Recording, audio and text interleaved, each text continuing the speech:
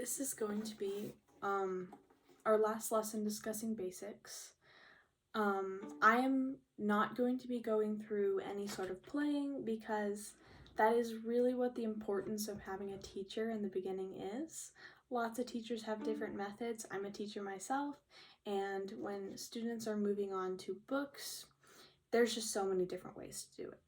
However, position, holding your violin, your bow, the name of the strings, using a lot of bow, keeping that position loose and not having chicken wing is something that almost every single teacher is going to tell you. So if we can build those habits before we get into formal lessons, that'll be great. So this is kind of just going to be a recap of the things we talked about in the first couple lessons, and let's jump into it. So, in the first lesson, we talked about the parts of the violin. The pegs, how we tighten strings, technically. I don't think I said that the first time. But down here is also how we tighten strings.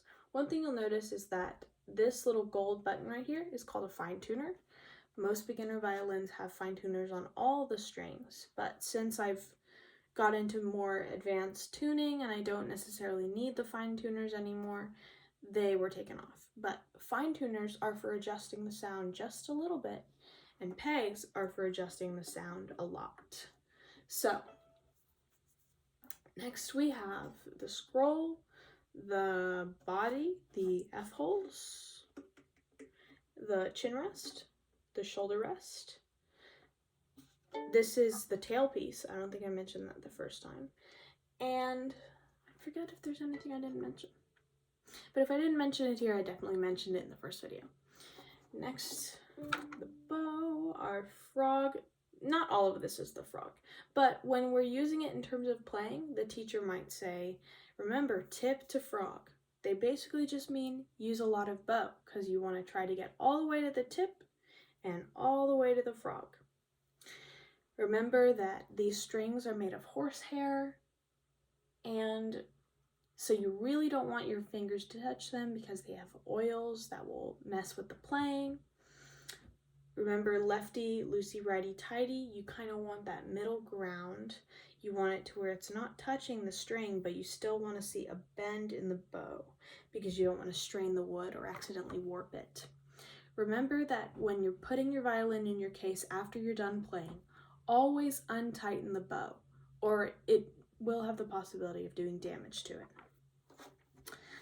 Next, we're going to talk about the string names, something you just kind of need to memorize. We have G, the thickest string, D, A, and the thinnest string, E. So those are your 4 string names. And one thing I didn't mention before, but I'll mention now, is that all instruments follow a sort of order of notes. I'm not going to go over sharps and flats right now, but the main order, which you might want to write down, is C, D, E, F, G, A, B. Not quite like your normal alphabet. There's only 7 of them. Making sure there are actually 7, because that would be embarrassing. There's only 7 of them, but that pattern repeats again. So think about it as a group of notes on the piano. You have this, then one comes after it, then right after it is another of the same pattern. And each time they're getting an octave higher. So if you were to look at a piano on a C and then a higher up C, there would be 8 notes between these two. That is why it is called an octave. Let's see. Next, we're going to talk a little bit about our position. Remember, when you're holding it up here, think breathe in. Lift up, almost looking up at your fingers. Tabletop, make sure that shoulder is comfortable. You should never be pressing down super hard. Just kind of let it rest there. Same with your hand. Don't serve pizza like that. Have that sort of space open, 2 fingers in your palm. This is your 1, 2, 3, and 4. So that is the basics of how to hold your violin on your shoulder. Next, we're going to talk about bow hold. Remember, hold this with your left hand. my goodness. Right hand drapes over, slide it down, not all the way to the metal, but to the wood before, kind of in the eye of your frog. Put the pinky up, put your bow bent, not flexed, right here, and let these fingers drape over. And then that is your playing position. Another thing, you want to stay in this sweet spot. Remember, no chicken wing. We only want to move, it's hard to get it from this angle. We only want to move our shoulder up and down. Only want to move that forearm.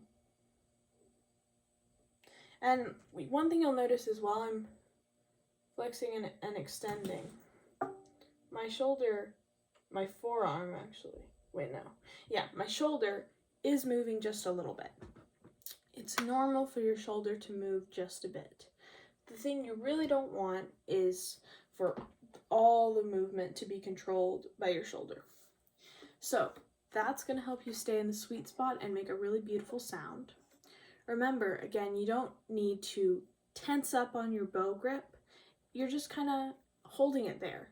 Your hand needs to be loosey-goosey so that you can get all the way to the tip and all the way to the frog, because having a loose hand is the key.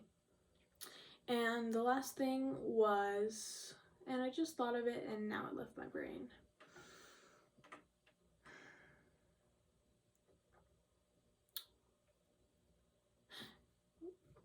Oh my goodness.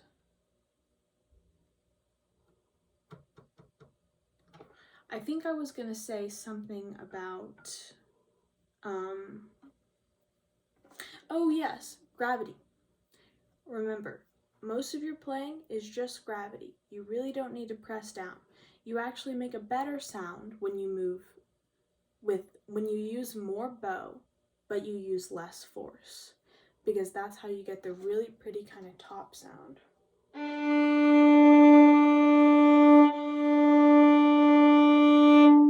And later on,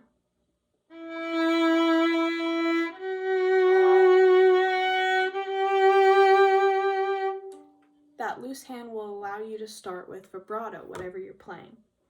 So, really proud of everyone for going through these videos and learning the basics of violin position. All of this will help you in any intro to any strings class that you take. It's sometimes hard for teachers to go over all the little nuances of position with a bigger class, so watching these videos will definitely help you kind of self-help yourself with position and then worry about learning notes with a teacher later. So, great job everyone, thanks for following along, and hopefully I'll see you again soon.